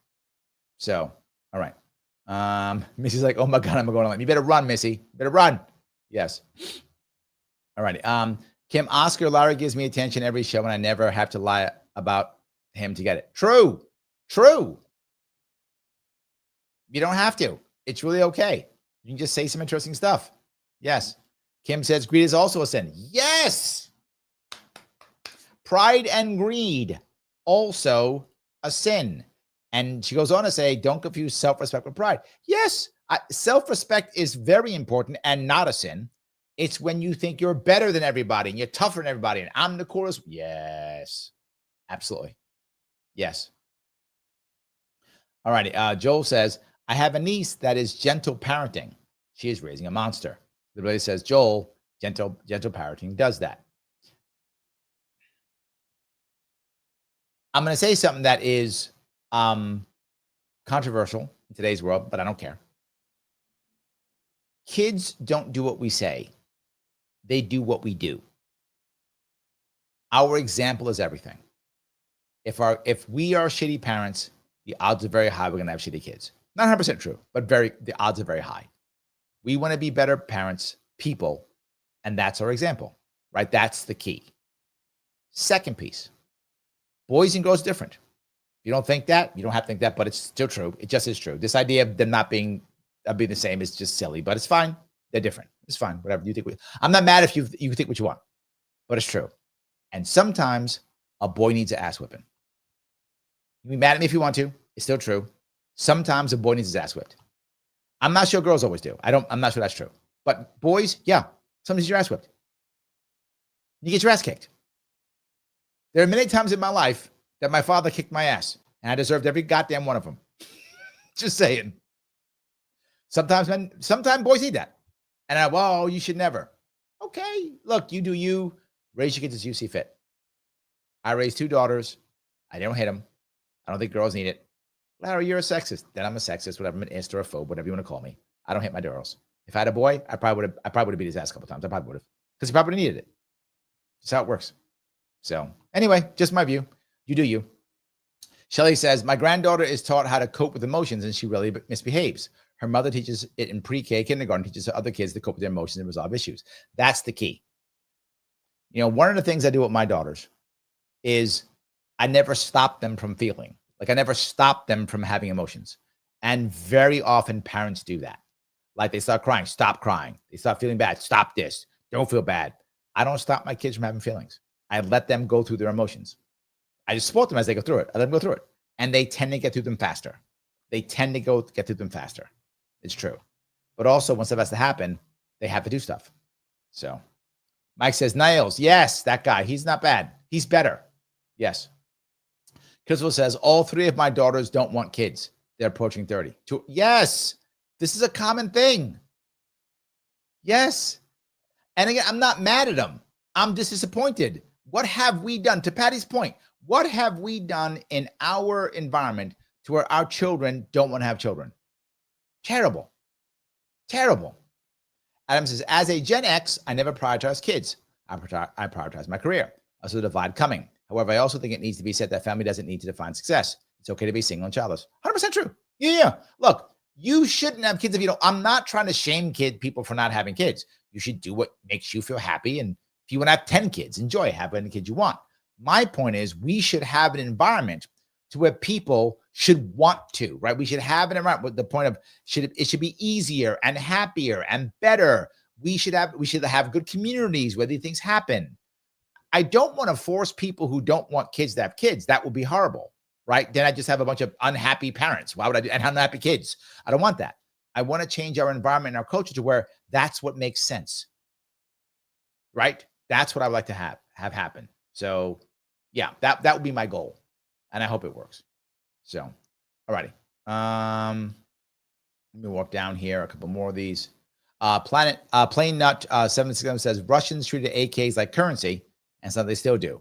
Ironic, the one thing communists got right, the left wants to ban. There we go. Absolutely. Yes. Rick says China is fascist with communist nomenclature. True. That's accurate. I like that. Yes. Kevin says, Larry, I will see you Sunday afternoon. I'll be armed with questions. I'll be prepared for answers. As always, my friend. As always. Yes, yes, and yes. I'm always ready. I'm glad I will see you there. So we can hang out there. I love that. All right. Michael says, hopefully people that feel like there is no hope and are lost turn to God, the Father in heaven. Religion can be very good. Religion can, because, and not just, there's advantages to, there's advantages to churches in general. But the advantage isn't just God or Jesus. It isn't just that. It is also the community that comes along with it. It's that too. It's both. So I think we should understand that it's both of those things. So yeah. John says, turning point is probably going to be to see an increase in members. They need to find an acceptable leader in the next 6 months. Yeah. What happens in the next 6 months is going to be critical for them. It will be critical. What will they do? How will they fix it? It will be, because Charlie Kirk is a very tough act to follow, right? He's a very tough act to follow. That's for sure. I I do think that we should be thinking about that. How do we make that happen? Right? How do we make it happen? And I'm unsure. Let me see if I can find. Where am I gonna? I gotta try to find out where I'm going to be. You guys are gonna be popping up here. Sunday, you're gonna be going to the. You said, I'm sorry, Kevin. You say you're going to the Sunday one. Are you going to the one in Staten Island, or are you going to the one in Westchester? Which one are you going to? I would like to know which one, if you don't mind. So, all righty, where am I here? I'm gonna pop that piece up. All right. Yeah, that's the one I wanted to show. All right. So I do want to, I was thinking about this one before, and it just came back into my head what I was thinking about. All right. I often tell you that if you want to find interesting things, you can find them on Civil. And we were talking about these different ideas of communism, tolerance, all the kind of things we're talking about, right?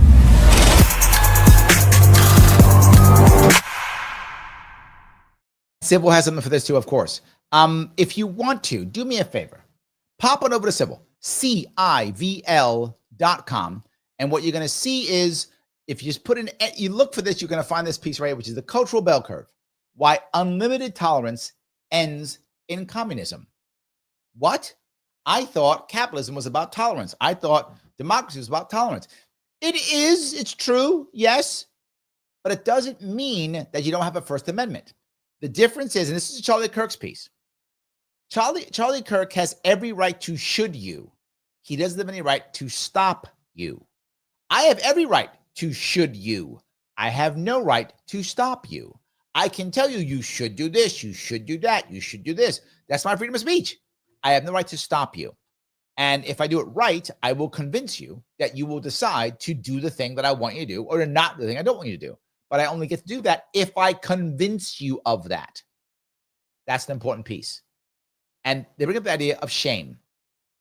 Shame doesn't always work, but it can provide pressure depending upon who you care about and what you care about, which is why you often find people saying, don't judge me, don't shame me, normalize this, because they understand the value of public shaming. There is value to it. Everyone here that's a communist is fine, and anyone that's not for communism is called a fascist and thrown off the roof. Hey there, friends, fans, and foes of Dad Saves America. John Popola here, and I wanted to do something a little different this Friday. We're a couple weeks out from the election. It was a big cultural moment, no doubt about it, and I've been thinking a lot.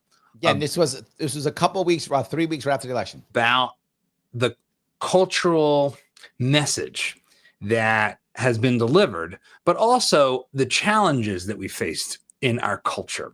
So I've got an idea that I want to work through with you and get your. And I'm not going to give you any more of that. You want more of that, you can go check it out. Civil.com, CIVL.com.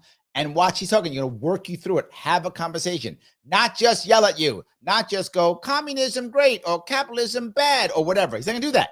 He's going to have a conversation and back and forth where you can think about it, get some ideas, really make things change. This is we are upgrading our civilization without the conflict machine. That is what Civil does. I show you cool things on Civil every single show. Every show. So there's something good all the time. And it's always somehow connected to what I'm talking about. Always. So you want to check out Civil. They're a sponsor of the show. I'm on Civil. I have about 6 or 7 special shows that are only on Civil. You cannot see them here. You only see them on Civil. CIVL.com. When you join up, put in the code Larry. That's my name, the coolest name on the internet. LARRY. Half off, 50% off, which means it's $25 per year for the entire year.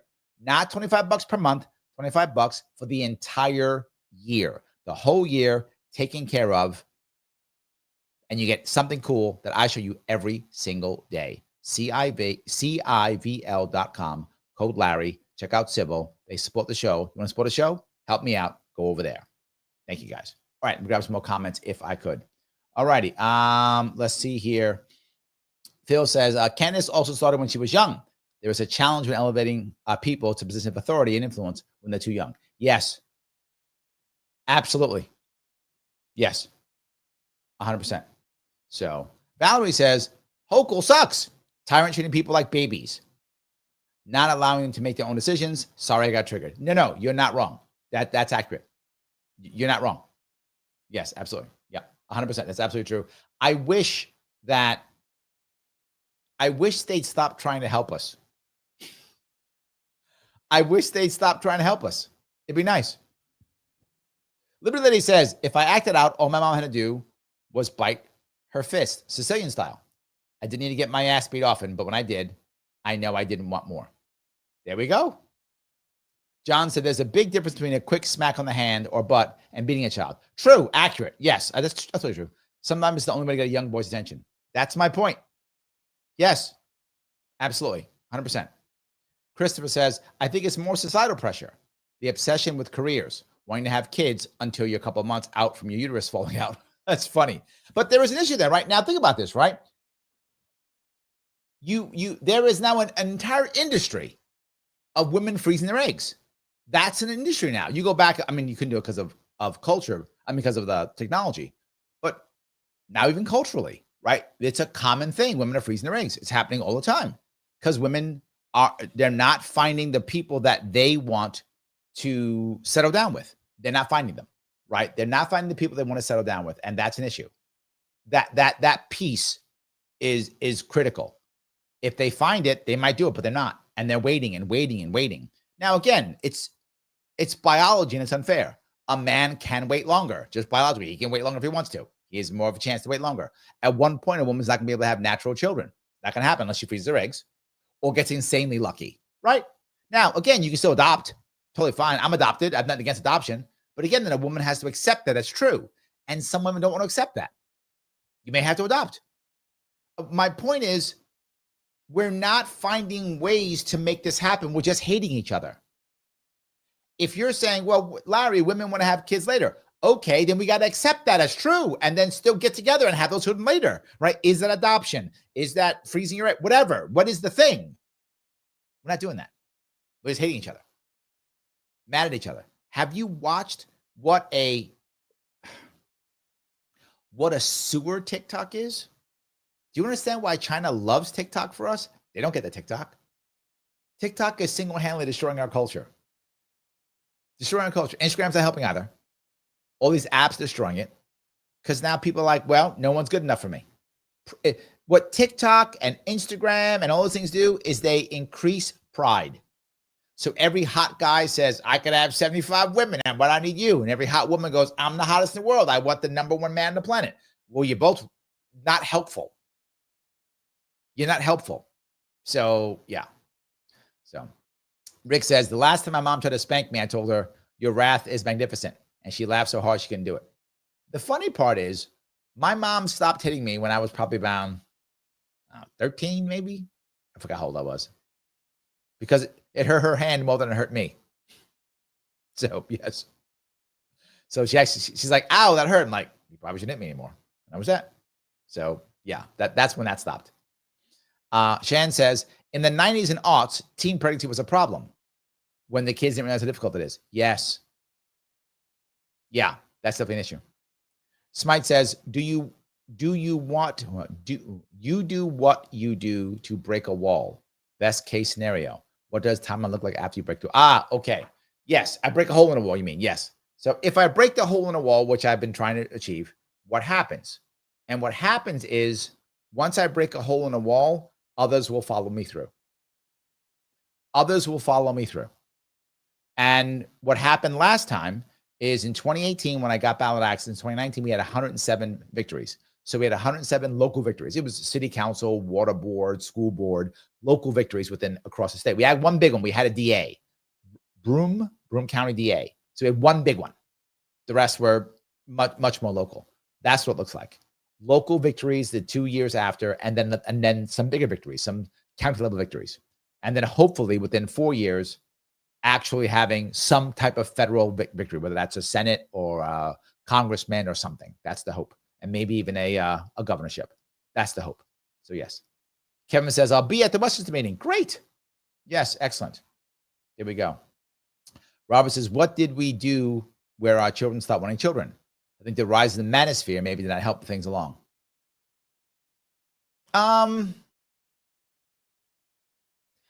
I don't know if we know what the manosphere is doing yet. And the reason why I bring this up is, well, first off, why do we make our children stop wanting to have children? Because of what you heard Patty say. They feel like, why bother? It's a terrible place. Who wants to bring kids here? My daughter told me the same thing. The world's a shitty place. Why do I want to bring kids into this? I hear it all the time. Well, I can't find a person. I can't do this. I can't do that. Why do I want to have kids? Right? It makes my life harder for no reason. I get it. So I get that. The manosphere to me is still up in the air. And some of you might be like, wait a minute, Larry, manosphere is terrible. Manosphere has two parts to it. One part is a part that says men get off your ass and be men. And one part says women are terrible. Obviously, the women are terrible part's the bad part. But the good part is the men get off and get stronger, think about yourself, get things going. Like that part might be good because it replaces the lack of the father in the household. That's not necessarily a good thing. I'd rather have a father in the household, but something's got to fix it. It's better than gangs. So I'm not sure. In my view, I think the jury's still out in the manosphere. I think we need about a generation to figure it out. The generation will tell us, did it destroy, make things worse, or did it make things better? And immediately people go to Andrew Tate, whatever. Okay, Tate isn't the best example, obviously, but there's tons of other people in the manosphere too. He's the most popular one, but there's tons of people out there. So I think my view is the jury's out on that. I don't know what's going to happen. And why do I say that? Because you have a huge amount of men who've been raised by single mothers. The data isn't on that. That is not healthy.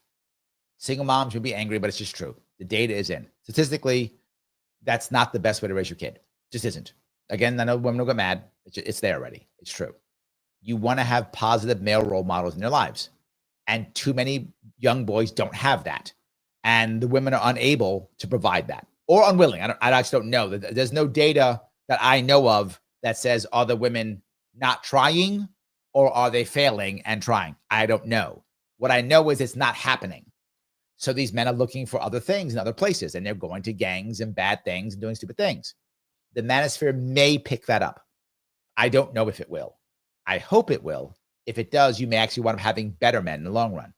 If I were to advise a young man today, if someone would say, hey, Larry, if I had a son, I don't have a son, but if I had a son, I'd be like, okay, don't go to college. Get your ass working right away. And I want you working immediately. When you're 16, start working. Get your high school diploma, which is useless, but get it, because if you don't, people will think you're stupid. So just get a high school diploma and then find the hardest, most aggressive job that you feel comfortable doing, that you want to do, and just work for 4 years straight. Figure out what you want in life while you're working. Don't spend a lot of money. Don't date. Don't spend any money on women. Don't spend any money on fancy cars. Sock your money away and work. Make connections, figure shit out. By the time you're 22, 23, something on where do I want to go? What makes the most sense? Is college right for me? Is not. If college right for you, go at 22, 23. You'll know where to go, how to go. You'll be able to pay for it without going into debt. You'll know what makes sense. You have a plan. If college isn't what you want to do, great. Go start a business, go back to work, become a manager, whatever's the thing you want to do. And then within 2 or 3 years, you got cash in your pocket. You got confidence and work ethic, then get a woman. Until that, I wouldn't even waste my freaking time. That's what I'll be telling people. That's what I would be advising young men today, 16, 17, 18, 19. That would be my advice. Just do that. Otherwise, why bother? Anything else is a colossal waste of your time. Unless, again, there's some exceptions, obviously. Like if you know you're really smart or you're really driven or you're really this and you know exactly where you want to go, most men don't know that. Most young men, I was lost. Most young men don't know that. If you happen to be that guy, I hope you are. I mean, that'd be amazing. Then, okay, I know where to go. I'm going to be a lawyer. I'm going to be a doctor. I'm going to be an engineer, whatever. Great. Most men don't know. So I think the manosphere might fix that. I don't know if it will. I hope it will. Otherwise, we're in trouble. I don't see anything else fixing it right now. That's the problem. I don't see it. I don't see any other answer. So Christopher also adopted. There we go. Yes, absolutely. Yeah. Adam says there was a moment when where both thought Anna Kasparian was having an enlightened moment and could be a left-right divide. Do you think she could be the answer for the left to swing people to more of a middle ground, or has she lost the plot again? I got to tell you, TYT in general is in flux right now. They're gambling. My view, it's a good gamble. It's a good gamble because what's happening is they are going to find people, and they're finding now. They were bleeding people for a while. But the people who are loyal, they stay dead loyal. Whatever people they got that's loyal, they now know these are my people. Which, that may suck, that may not suck, but now you know. These are my people, they're in. So I think it's a good gamble they're doing. It is possible they may collapse. They may have overspread themselves, because they're no longer just the whatever Democrats say good is good, left is good, right is bad. They're not that anymore. They still have the legacy, and people still think that way, of course. But they're making that shift. They're also fighting each other more than they've ever done in the past. And they're moving out to the great places more than they ever have. In my view, they've become better than they've ever been, in my view. Some people disagree with that, obviously. That's why they left. But I think they're being better. I think they're getting more credibility than they've ever had. That's my view. Again, still, they have legacy of being just lefties. But I think they're getting better and better. I think it's a very good gamble. And I think in the long run, it was their only answer. It was their only answer. If it doesn't pay off, Adam, and they collapse, then they were going to collapse till finished. If it does pay off, they will have staying power for the next 20 years. I'm not exaggerating. If it does pay off, they will have staying, because they will have a loyal base that will stay with them for 20 years. They'll be fine. I think it's a good gamble for them. It may fail, but it's a good gamble. So yes. Christopher says, I was disciplined, but loved getting sent to my room. Oh, I had all sorts of projects going. It was great. Oh, there we go. That's kind of funny. Yeah. All righty. Hey, Peace Logic's around. How are you, my friend? I appreciate that. So, speaking of TYT, TYT has done something that a lot of the other places haven't done, particularly left-leaning. Left-leaning places are notoriously insulting. Notoriously. Not all of them are, but they notoriously are. TYT was formed by them, but they haven't. They've been much more respectful. You might say, well, why does that matter? Well, here's why I think that matters. Because I want you to do me a favor. If you look at the description in the on Rumble and description on YouTube and on Facebook, you're going to see a link that says link to the advocates. Do me a favor, pop on over to the advocates. Click that link specifically. And when you're over there, take the human respect test. Yes, take that test. That's what I want you to take. How respectful are you? It takes about 3 minutes. That's all it takes. Go through it. And when you're done going through it, do me a favor. You know what I want you to do? I want you to share it.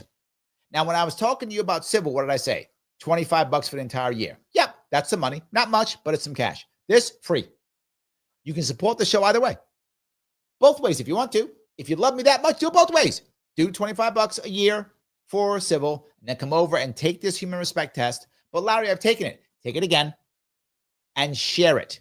Share it on your social media. Share it on YouTube. Share it on Facebook. Share it on any place. Share it, and then share it along with the same link that's in the description. So other people will go there with that same link. Why that same link? That link lets them know it came from me. They're a sponsor of the show. Support the show. Take this test, and then share it. That's what I want you to do. Support the show. What does it do? It talks to you about what human respect actually is. And the most important thing about human respect is that's how you gain empathy. That's how you gain empathy. Empathy is about human respect. Human respect is about empathy. They're together, which means you can understand where someone's coming from. You don't have to believe them. You don't have to think they're right. You don't got to feel sorry for them, but you can go, I get where they're coming from. Okay, see where they're coming from. If you see where they're coming from, it becomes crystal clear, one of two things. I can't be around this person. They come from a place that I cannot accept. That's true. We cannot be around each other. Okay, acceptable. Or two, we can be around each other. I just have to speak this way, think this way, act this way because of how this person thinks. Or even better, I can convince this person to come to my side because now I know where they're from. All of that matters to human respect test. Take the test, click that link that you see in the description, take it, and then share it. Share it someplace and put that same link back there so other people can go share it. The more conversations we have, the more we're talking about human respect, the better off we will be. Sponsor the show. Help me out. It's free. Just take some time and then share it. I took it already. Take it again. Thank you. All right. Let me grab some more comments if I could. All righty. Let me grab through here. Okay. Rick says, TYT seems to want alliances with different people of goodwill. I love that. True. They're better off than they've been. Yeah. Phil says, Chank's memorial for Charlie Kirk was touching. It was. I think he actually, I agree with that. I agree with that. look, there's still left leaning for those of you who are right leaning. They're not always going to become right leaning. They aren't. But again, I'll give you an example that I give you often. You will often see me when I show things from CNN. I'll show you Michael Smerconish. Now, Michael Smerconish is still left, but he's the fairest guy on all of CNN. I'm not making that up. Michael Smerconish is the fairest guy on CNN. It's still CNN, but he's the fairest. You will look at him and go, oh, yeah, okay, I got that. He's the fairest. Now, when it comes to, I also often do Fareed Zakaria. I do Michael Smerconish for domestic, Fareed Zakaria for international. Now, Fareed, he's clearly establishment. I mean, it's not even close. He's utterly establishment. However, his diagnosis, yes, of the problem is usually accurate. Like, he will tell you what the international problem is, and you're like, yep, that's it. You're right. That's the problem. Then he'll say, and how we fix it is with whatever the establishment says is to fix it, right? We'll do that, whatever they say. Whatever the Council on Foreign Relations tells me is what we should do to fix it. That's what he'll do, right? So, or more laws, or bomb people, whatever. He'll do that. But his diagnosis will be accurate. He's correct. And I think TYT is going that route if they aren't already there. And I'm happy about that. So, yes. All right. Oh, my, you know what it is? The Young Turks. You can just type in the Young Turks. They're all over YouTube. They have a show every day. I forgot when, but it's during the afternoon. They have an afternoon show every single day. So, yes. All righty. A liberal lady says, human respect, mutual respect, respect. Yes, yes, and yes. Absolutely. Smite says, how much trouble is the Democratic Party in? Is what happened to Charlie Kirk, another blow to the party? Yes. Here is the issue. In theory, and I think some people get this in the Democratic Party. I think Cenk Uygur gets it. I think Gavin Newsom gets it. I think some people get it. The Democratic Party should, it isn't, but it should be taking advantage of things right now. Trump is becoming less popular among non-Republicans. That's happening. You see his data, his numbers. Among Republicans, Trump is still popular. Republicans still love Trump. They still think he's great. They still love him. Non-Republicans last year and earlier this year loved Trump far more than Democrats. That's going away. Trump's negatives among non-Republicans is going up. But the problem is, they're not going down with Democrats. They hate Democrats too. What's happening? People are checking out. People are going independent. The Democratic Party should be, again, they're not, they should be saying, oh, let's change and draw these people in. Oh, you don't like Trump? I'm here. Newsom is doing that. And he's not bad. Newsom's a good politician. I know people don't like him. I hate him too. He's a bad guy. But credit where credit's due. He's a savvy politician. So he's trying to bring people in. I think Cenk Uygur trying to bring those people in. I think Breaking Point's trying to bring people in. They're all trying to bring those people in who are walking away from the Fox Newses and the MSNBCs. They're trying to bring them in, which is savvy. I think they are trying to do that. So the Democratic Party is in trouble. It shouldn't be, though. It should be changing, but it can't. And I bring this up. The Democratic Party can't change because it has no infrastructure to change. It doesn't know how to do it. It is so establishment, it has to stay establishment. So, yeah, that's the issue. So it is in trouble. I hope that people like me and others who are more independent, libertarians, We the People Party, Green Party, can take advantage of this and build out a third party. Now is our time. Now is our time. Because the Democratic Party doesn't know how to take advantage of independents not liking Trump, right? Now, could Trump bring those people back? If anybody could, it's him. I mean, he's come back from, I don't know what, 1,000 times, right? He came back from losing the election and all of a sudden, so if anyone could do it, it's him. But right now, he's not. Right now, he's just doubling down on strength. He's doubling down on his base. That's what he's doing now. Will he be able to bring back independence? Maybe. But the reality of it is, independents should be sucking those people up. Democrats should be, but they don't know how. They're incapable of doing it. Newsom's not doing a bad job of it. He's not. TYT, not doing a bad job of it. We, as independents, need to be grabbing those people up left and right. So, yeah, we'll see what happens. So, all righty. I went through that one. Okay, all good. Odio Curtis says, I can coexist with people who want everyone to prosper and be happy. Yes, absolutely. We may disagree on the method, but at least we respect each other. I cannot live with those that hate me for my beliefs. Yes. Yeah, that's a problem. I agree. That's a problem. So over on Rumble, Chris says, thank you. I'm a libertarian. Economic score 90%. Personal score 100%. Thank you for that, my friend. Sharing does matter. I appreciate the share. Every little share does matter. Thank you for that. Absolutely. Thank you. All righty. Let's see here. Smite says, I don't like the Democratic Party, but I don't want it to collapse. Devolving into a single party system would be catastrophic. Agreed, which is why I think we want to have multiple parties. I'm with you. I give them the Democratic Party literally, a year ago, I gave them the answer on how to fix it. No, a year ago, maybe I gave them an answer on how to fix it. They're not listening. Don't listen to me. But yes. Michael goes on to say, is it possible to register as libertarian in New York State? Or do they consider all third parties independent? Yes, there is no libertarian party officially in New York State. You cannot. Yes, you cannot. Yes. Bronner says, yesterday you repeatedly said violence begets violence. And today you were advocating violence by saying children needed ass whippings. Peaceful parenting. Yes, I think that's true. I think both are true. Men, as they get older, need to be prepared to be violent. I know it sounds horrible, but we do. If we are going to be protectors, if we are going to be maybe even soldiers, sailors, whatever the case may be, men need to be prepared to be violent. They need to not be afraid of violence. So yeah, I think violence does beget violence if you need to have it. So you don't want your boys to be afraid of violence.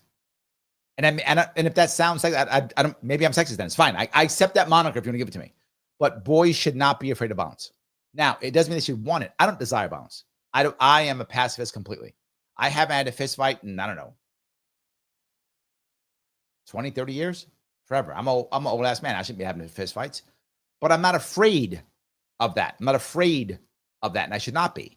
And men should not be afraid of violence. If that sounds like I don't care, it's still true. We should not be afraid of violence. We should not want it. We should not desire it because of the point. It should be the last resort. But there are people who will resort to violence. We see it everywhere. There are people who will be violent. So you as men should not be afraid of that. And you should be able to match violence with violence when it is the last resort, when you need to. So yes, but I don't want to encourage it. No. And I said, a ass whipping. That's what I said. I didn't say, and I also said, boys. I did not say children need ass whippings. You said that. I said, sometimes a boy needs an ass whipping. I stand by that. And I don't want those boys to be afraid of violence. I don't want that. I wouldn't be able to be aggressive, whether that's in sports, whether that's in play. And sadly, school does not support that. School does not support boys being able to be healthily violent, right? It doesn't support that. And then we wonder why they can't join the military and why they're afraid and why they think they got to call the cops every time. Yeah. So anyway, I hope that at least makes sense. I stand by what I said. If that's not good, I get it, but I still think it. So, all right, let me grab a couple of these if I can. Phil says, many of the people I know who are the most capable of violence have the most restraint. It's a dangerous world out there. Yes, I agree. I'll tell you a weird story. It's embarrassing to tell you, but I will tell it. The last time I had a fist fight, it was over a girl. I know, stupid. It's embarrassing, but it's true. I'm telling you the truth. Last time I was over a girl, and it was on a 3rd-story balcony, to which I was almost thrown off. That wasn't when I stopped fighting. That didn't stop me. That's the weird part. That should have stopped me, but it didn't. So I'm fighting this guy over a girl, and he wants to throw me over the balcony. And literally, it probably would kill me. 3 stories. So I said, "Oh, you're gonna throw me over?" So I grabbed him, and I said, "We're going together." So I also went like an idiot. That's just what I did.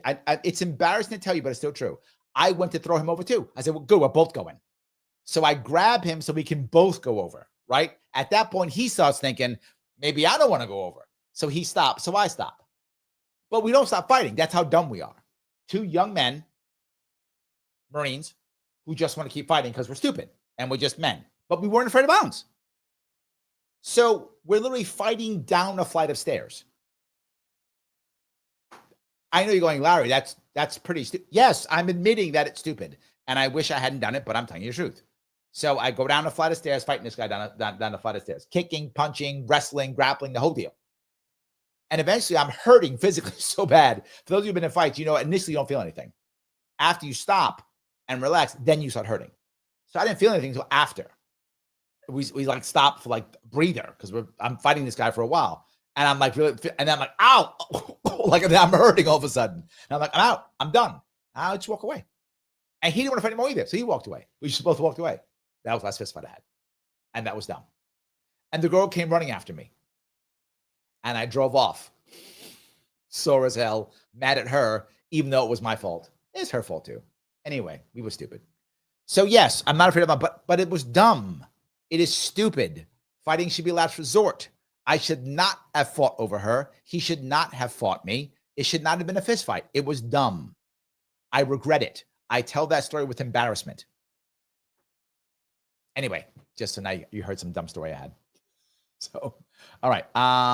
John says, it may have been Outlander, but the main character replied to a man that said he was a man of peace, that yes, he was a man of peace, but was capable of using violence if called for, as they should.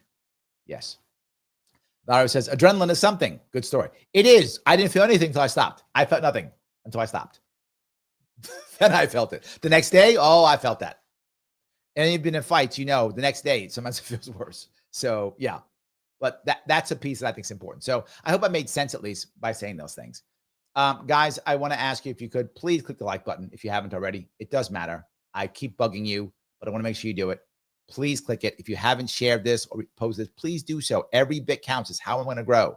Remember, tomorrow is the Sharpe Club, 8 p.m., not 7. 8 p.m., not 7. That Liberty chick is going to be there. Of course, she will. Kit Cabello will be there from Hard Lens Media. And the man himself, returning champion, Mike Voss from No Soundbites Alive will also be there. I don't know what we're talking about yet. I'll figure it out. Michael will yell at me tomorrow and come up with something. It's fine. We'll have something to talk about for sure. Kid will have something. Kid's always something in the news. There'll be something. Little lady will yell at us because she does that too. Everyone's going to be yelling tomorrow. It'll be fine. It'll be fun. Come see us 8 p.m. It'll be great. Also, don't forget, this weekend, see me live in New York this weekend. Downstate this time, not upstate. This time, downstate. Got to give all parts of the state my love. I'll be in Queens on Saturday at noon, then Nassau County at 3, then Suffolk County at 6, and then Sunday, I will be in Staten Island at 10, and then I'll be in Westchester at 2. Check any of my social media. You will see a post there giving you everywhere to be. Please show up. It is free, no cost. However, here's what I ask you to do.